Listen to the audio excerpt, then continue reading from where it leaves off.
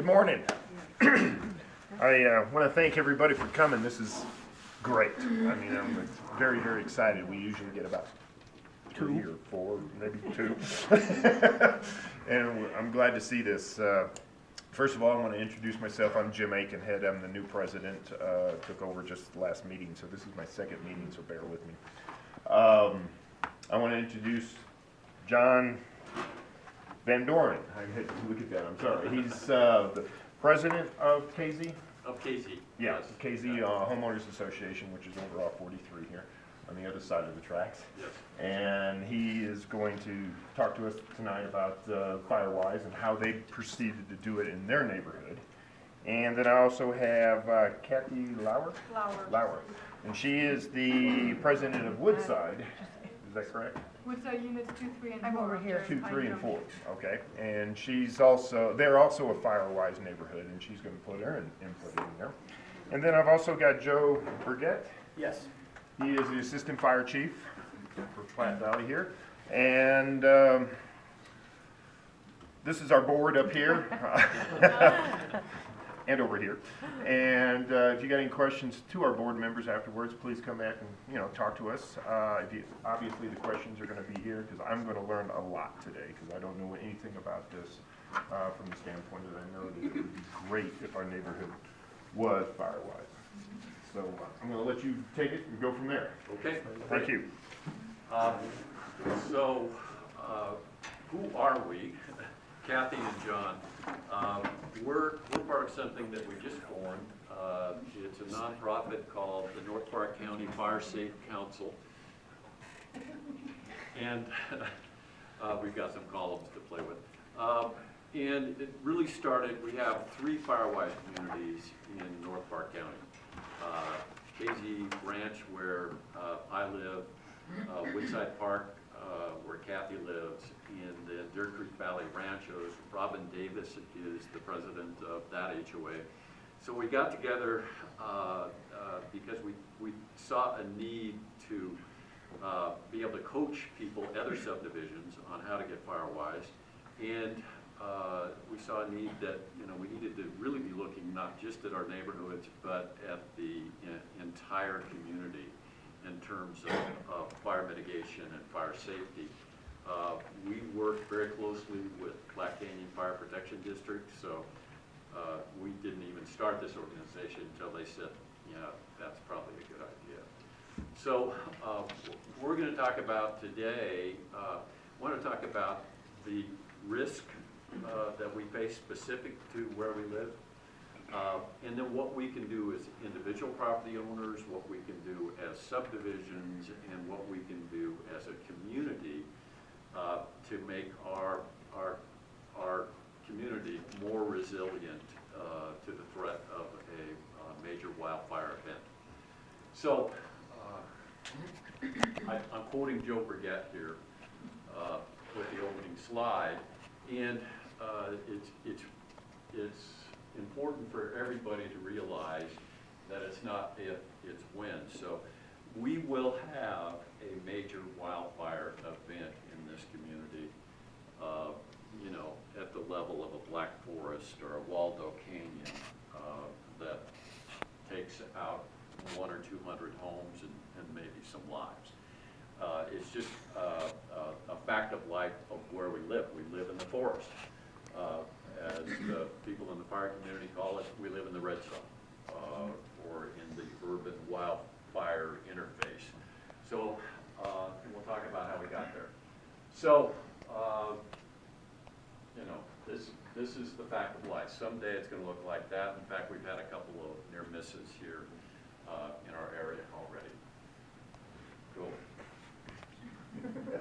Keep you busy, Kathy. And we're all reading about fires, and the incidence of wildfires, especially in the western states, is just ramping up.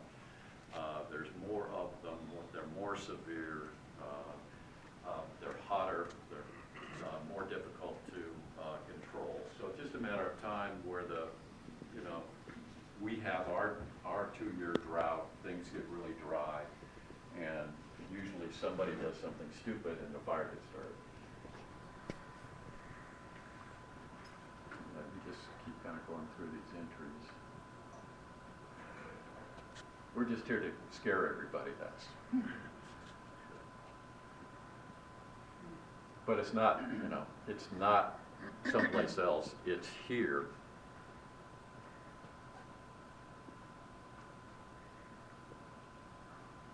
That is Wallow Canyon, isn't it? I believe that is. Yep, I recognize it, I have friends down there. And that's what it looks like. So the risk. So, we are actually on the National Register of Communities at high risk of a wildfire. Imagine our pride here. Kathy, Kathy, can you move this cup? Oh.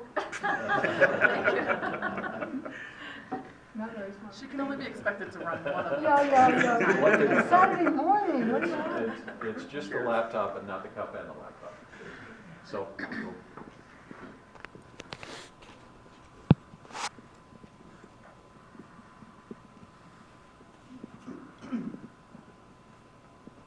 so talk about near misses. We had the High Meadow Fire in 2000, 4,000 acres were burned. Started by, we think, a young high school student. Snaking fire, that was right behind the high school. In fact, I think the next shot shows the high school. That's what it looked like behind that. That was also started by a high school student. And had the wind just changed slightly during that event, it would have got into, what's the name of the? Friendship Ranch. And then it would have been off and running. So we were kind of lucky on that one. So here we live. We live in an area of high fuels risk, high ignition risk, and high values at risk. So what's kind of the history here in where we live? If we go back to the late 1800s, we came through here and basically logged off all of the big old growth ponderosa pines, the ones that were 4 and 5 feet in diameter. And you probably see those if you go down to Lodo and some of those old factory buildings that have been converted into restaurants and bars, and you see the beams and columns could have come from Bailey. So we did that. That's the first thing we did. And then shortly after that, we started to fire suppress. So we basically put out every fire that got started. So we took fire out of the natural ecology of the forest system. And then we came in and built homes. So that's kind of where we are right now. We have several, actually many of our subdivisions are at high risk of a crown fire. And a crown fire is where the fire just jumps from the crown of the tree to the crown of the tree and really gets off and moving. And how fast can a crown fire move up here? Joe? Depends on slope, topography, and wind, but you can have fire moving in excess of 10 to 15 miles an hour. So, you know, faster than you can get out of the way on foot, for sure. And this is, I love this slide, kind of shows what's happened here in our community. So, basically same positioning for the photo every year here. And the photo on the left, that's a healthy ponderosa stand. You know, widely spaced fire basically is part of the natural ecology there. The trees are spaced out, they're healthy, they're big. And then you start to suppress and things completely change, and then you have a forest that looks like this. So our forests, especially our ponderosa stands, because we're either ponderosa or lodgepole up here, our ponderosa stands, for the most part, are not very healthy. They're very close together, and some of them you can't tell the difference between those and the lodgepoles. The lodgepoles are supposed to be close together. That's how they keep from falling over in the wind. But our ponderosa stands are not like that. And so clearing out and thinning our Ponderosa stand gives you something like this. So for fighting a fire, the fire stays on the ground and Joe and his guys can keep control of it. But if they're all tightly spaced together, then you get the ground fire and it's off and running, and there's not really much you can do. You can fight it from the air, but you can't fight it on the ground. It's too dangerous.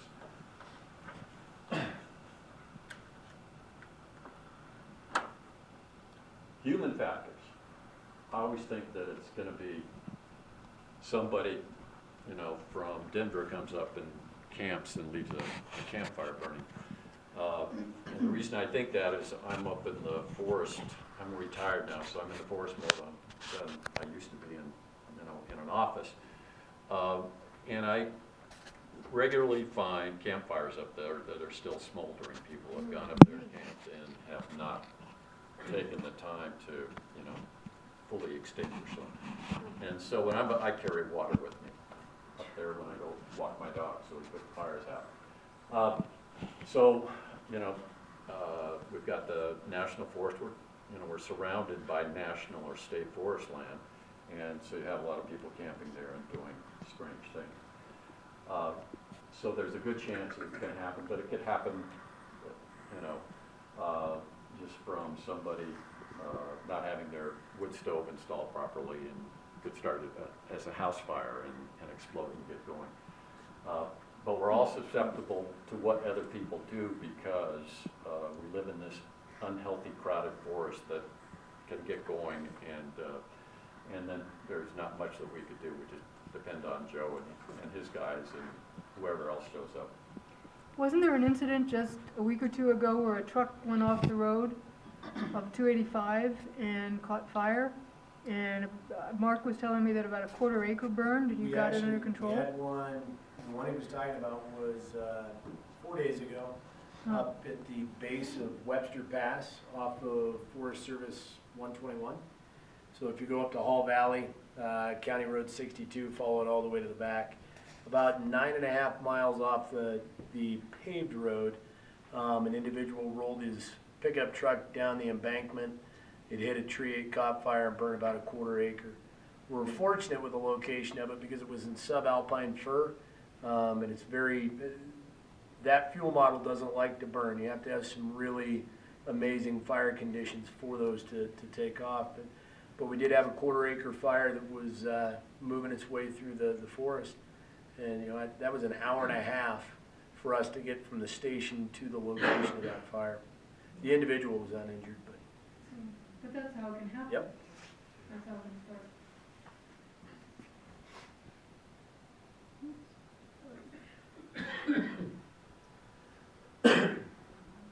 So proximity to roads, I think that's a good one, especially, you know, we talk about 43 is one way, one in, one way out. And you know, I talk to people, you know, it's the same thing here in Berlin. You've got 72, you've got Rosalie Road.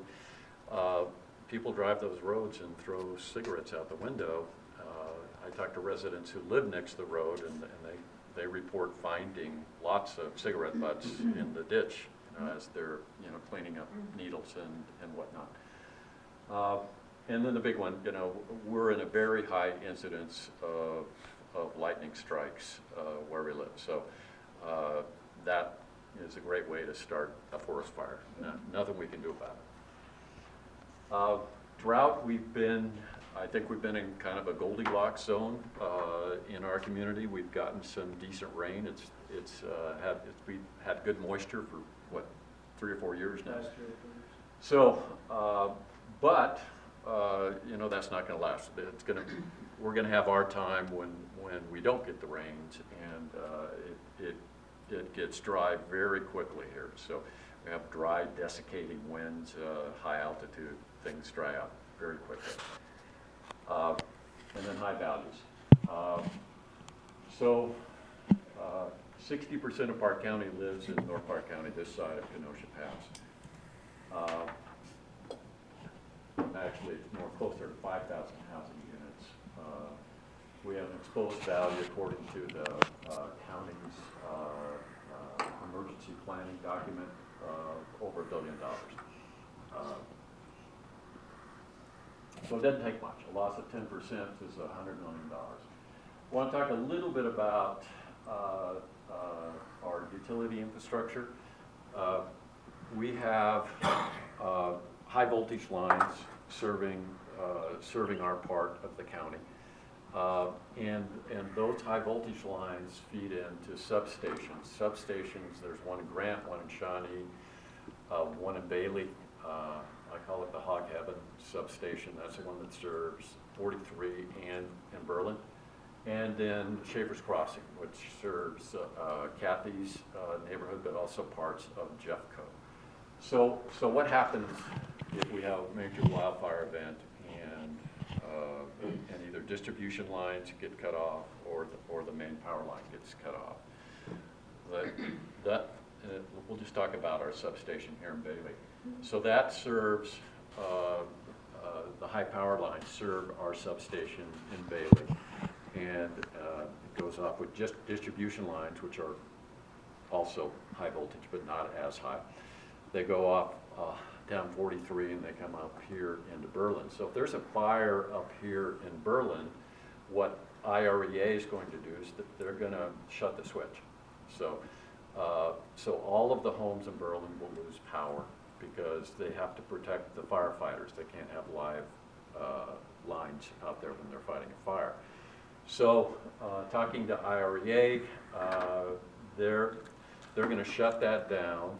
The fire could last a week, it could last 2 weeks, but they don't turn it back on until the incident commander says it's safe to turn the power back on. And then that assumes that the lines haven't been damaged. If the lines have been damaged, you might have another week or so where IREA brings in a contractor, in this case, to repair the lines. Basically, if you lose a quarter mile of the line, they got to bring in new poles, but plant new poles and put new wire in place. So you might be out, worst case, like 3 weeks or so. That's a big deal to us because we all live in a world of septic tanks and water wells, so we don't have water unless you've got some kind of backup power. So that's just a good thing to know. If it takes out the high voltage line, a fire, then it could take out all those substations, basically. They just would be out until the fire is contained and they can repair the high voltage line. So just something to keep in mind. All kinds of losses, not just homes, but impact to tourism and business, if real estate values. We've got a big burn area, and people tend to look at the area differently in terms of moving up here or living up here. So what can we do? Individual property owners and as neighbors working together, as community working together. So I'm going to bring Joe up to talk about the Ready, Set, Go program. And this is, we're talking now, what can you do as individual property owners? If you guys didn't get one, I passed out and made available as you all were coming in, the little blue backpacks, for lack of a better term. If you didn't grab one, there's still some available up here. Grab one on your way out, and it just kind of helps solidify some of this information that I'll share with you and go over with you. Ready, Set, Go is not a different program from FireWise. So don't confuse the fact that I'm coming in here and talking about two different programs at once. FireWise is the national certification and recognition program, and Ready, Set, Go is the functionality side of it to get you prepared and set for this type of emergency. And other than you can't answer this question. Does anybody know what this month is? September.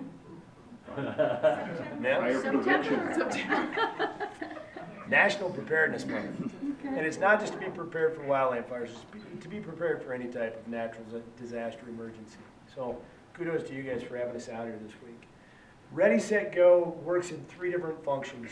Obviously, Ready begins to talk about preparing your home and preparing your community for the onset of a wildland fire. And it really discusses this through the use of defensible space and property mitigation being done. That's something that I know a lot of folks have looked at for different reasons. Seems like one of the biggest ones that we all end up looking at it for is our insurance company comes in and tells us we have to do it. That's a horrible reason to do it. The biggest reason that we all need to be looking at doing that is for your life safety and my life safety. Quite frankly, homes in wildland fire areas burn down and we reconstruct them. But if we provide for a good life safety area for you all to be in and to be able to evacuate from, and for my guys to be able to get into and work and also evacuate from, quite often we save most of the homes in the affected area. So that's the good side of that. I quit talking about trying to save homes in wildland fires and started talking about protecting life safety, because if we can provide good life safety for you all and for us, we do much better work. Being set, being prepared, getting ready to go, starts to talk about looking at the, once you've created your home defensible zone, looking at that 0 to 30 foot, and then extending from the 30 to 75 feet and then 75 feet out to 100. Some of us don't have that much property, so keep in mind you can only mitigate your own property. You'll really upset your neighbor if you're mitigating their property, and you'll put a hamper on your guys' efforts of trying to get FireWise programs started. If you've got a neighbor that's ready to work and wants to do some, continuity of work in between the two properties, it's a good opportunity to take advantage of and get that work done. And mitigating, one of the biggest things people look at is like, oh my God, you want me to cut down all my trees? I don't. Mr. Sears, do you mind if I use you as an example? Gary had me come out, Jerry had me come out earlier this year. His insurance company was giving him a pretty hard time, and they wanted him to clear cut basically 100 feet out. That's not what we prescribe as a fire district. That's not why any of us moved up here, and quite frankly, it's not realistic. If you look at fuels that are going to burn in a typical fire, you've got a tree that's 75 to 100 feet tall. The flame lengths that come off the average fuel are twice the length of the average fuel. So you got a 75-foot tree, do the math, how long is your flame lengths? About 150, 175 feet. So you're looking at trees beyond even your own property. We can't mitigate beyond our own property. So what we attempt to do is to break up that continuity around the property and eliminate the fuels that are right up against the home. The nearest trees that we want into the home, 15 feet from the house, and then 30 feet out, we're looking at 8 to 10 foot spacing on canopies and limbing everything up underneath that. And Mr. Sears' property is a shining example of what a FireWise program home would look like. So if you guys want to look at one, he doesn't mind you guys swinging by his house. It's a good example to take a look at. Sorry, Jerry. All right. So ready, set, go. What does it provide? How do we support that on the back end from the fire district? We come out, we help put together defensible space assessments for the property owners. We do that at no charge. I'll come out and I'll walk a piece of land with you and tell you what we would expect if you were building your home today to be able to build that home in accordance with NFPA Standard 1144 and FireWise Community's best practices. And if we can accomplish those things, we satisfy our insurance companies and we satisfy the need that the fire district has of providing life safety to our community and to our firefighters. In doing a lot of this, you're gonna create a lot of material, and it's a lot of work. And John will go over this a little bit more in detail as we move through this. But we have opportunities in this community to take care of the materials that are produced through this. You'll end up with a lot of slash. You guys are directly adjacent to a community slash site behind the mud hole. The fire district has access to a chipper that we can bring out and assist with doing chipping within a community. We try and get large groups of land together to do it. We just did some work over in Kathy's community where they did a juniper eradication program. And we went over and spent the day chipping junipers, which is always fun. We can move. FireWise Communities. Back to John. Back to John. So, one thing we haven't talked about, I don't know how it is. If there's a fire it doesn't have to be, right next to your home for your property to be in trouble. What happens in a major fire is it starts to throw off embers. And those burning embers can travel 1 to 2 miles or more. And so you can have a fire, you can see the smoke on the other side of 285, and the embers from that fire could basically get things going here in Berlin. So one of the things in Ready, Set, Go and in FireWise is, it's the little things that we don't do that can get us into trouble. So it's the pine needles up next to our home. It's the pine needles in our gutters. It's the stack of firewood, the 8 cords of firewood underneath our deck. That seemed like a good idea, especially in the winter, but during fire season, that's just kindling to get your home going. So that's one other thing to keep in mind. So FireWise, back up. So one of the things he's talking about defensible space. So when we started our effort in our community, we got a Colorado State Forest Service grant. It was just under $15,000 to do the work in our community, 100 homes or so. And if you're starting out fresh with this, like Jim says, I don't know what I'm doing at this point in time. I was in that same place just 5 or 6 years ago, where I thought, I live in this beautiful, beautiful community surrounded by trees. I look out at the Continental Divide. And I really didn't have a good sense of the danger our community, my subdivision was in, my home was in, relative to the health of the forest and the trees on my own property. I started talking to people like Joe, and so he got me scared. And then the question is, what do I do? You look around your home and you say, well, what trees should I take down? How do I take them down? How do I get rid of the mountains of slash? And the grant helped with that. We had Colorado State Forest Service a forester actually come through our neighborhood and mark trees. And our grant was for not just fire mitigation, it was for forest restoration, so to get the forest healthy again. So we looked at the entire property. We took more trees down than we needed to satisfy insurance companies. We actually were trying to get the forest that we lived in healthy again by thinning everywhere. So we took out about 700 trees and mountains of slash that, and we used the money from the grant really to bring a chipper in to get rid of it, because it's quite an effort. At the time, only CUSP, the Coalition for the Upper South Platte, had a chipping program, and they would come in and you would help them feed the chipper. But now we have Platte Canyon as a chipper, so that's awesome. And they will come in and do the chipping they'll feed the chipper themselves. They'd rather not have amateurs feeding that monster. We don't mind the help. So anyway, in the process we learned quite a bit. I learned quite a bit about how to get a property safe and how to work with community members and what it means to be a FireWise community. So here's some things that I learned, and you won't see this on any FireWise website because they don't tend to talk about this. One, it helps to build community.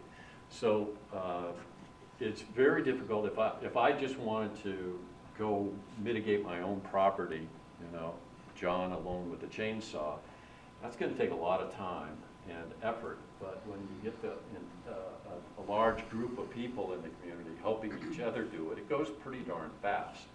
And we turned out that we have quite a few people in our community that were pretty handy with a chainsaw and knew how to cut down a tree, a pretty large tree. We had one guy that was really good, he could rig a tree.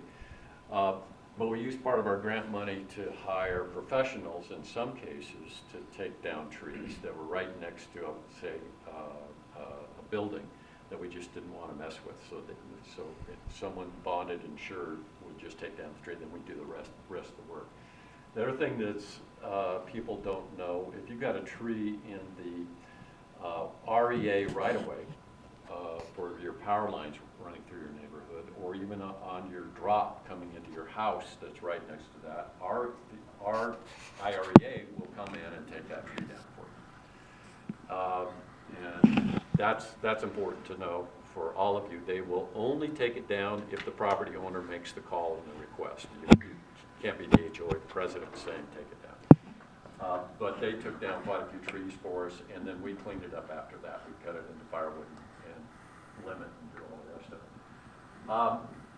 it. It improves resale value. One of the things that I noticed right away, as soon as we were a certified FireWise community, the real estate agents that were selling homes, they started selling that as a selling feature. So, you know, whether it actually increases value, I don't know, but it certainly increases your likelihood of selling because it's a selling point. Especially if buyers are in the minds of the buyers at the time, that they're going to choose a FireWise community over one that's not. Here's another one. Put your subdivision in a better triage position. And what I mean by that is if there's an event